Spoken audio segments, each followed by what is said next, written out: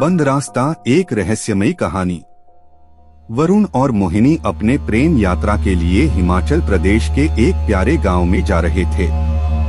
उन्होंने सुना था कि वहां की प्राकृतिक सुंदरता, शांत माहौल और स्थानीय लोगों की मिलनसारी उनके मन को शांति प्रदान करेगी। परंतु जैसा कि अक्सर होता है, सब कुछ अनुमान से बाहर था। गांव पहुंचते ही वरुण और मोहिनी ने एक पुराने बंद रास्ते का पता लगाया जो उन्हें अनोखा लगा। वह रास्ता घने जंगल में जा रहा था और उन्हें ऐसा लगा कि वह उन्हें कहीं अदृश्य ले जा रहा है।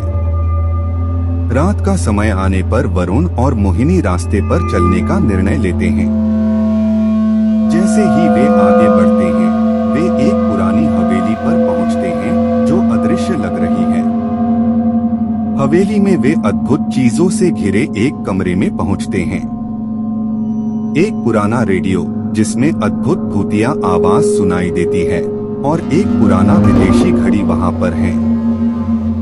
गड़गड़ाहट और दहशत में वह दोनों हवेली से निकलते हैं, लेकिन जैसे ही वे वापस रास्ते पर आते हैं, वहां उन्हें लगता है कि वह उस हवेली से निकल नहीं पा रहे हैं।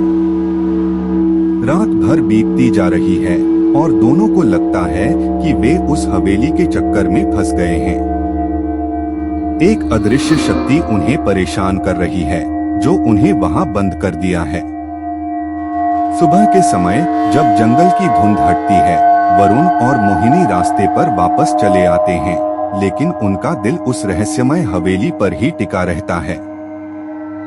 वापस आकर वे जानते हैं कि वह हवेली पुरानी और भूतिया है, लेकिन वरुण का मन कहता है कि वह वहां वापस जाकर उस अदृश्य शक्ति का पर्दाफाश करें और मोहिनी को वहां से निकला दें।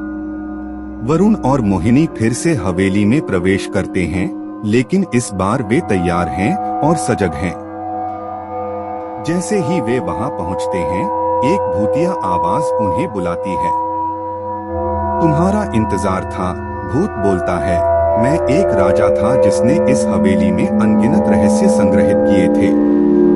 मेरी मौत के बाद मेरी आत्मा इस हवेली में फंसी है। तुम मेरे रहस्य को सुलझा सकते हो और मुझे मोक्ष दिला सकते हो।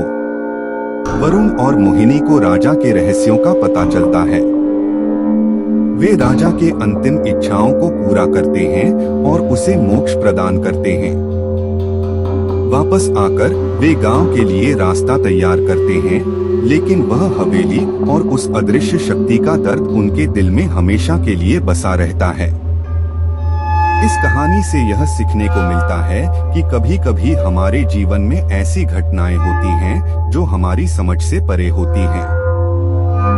हमें इससे बचने और समझने की कोशिश करनी चाहिए।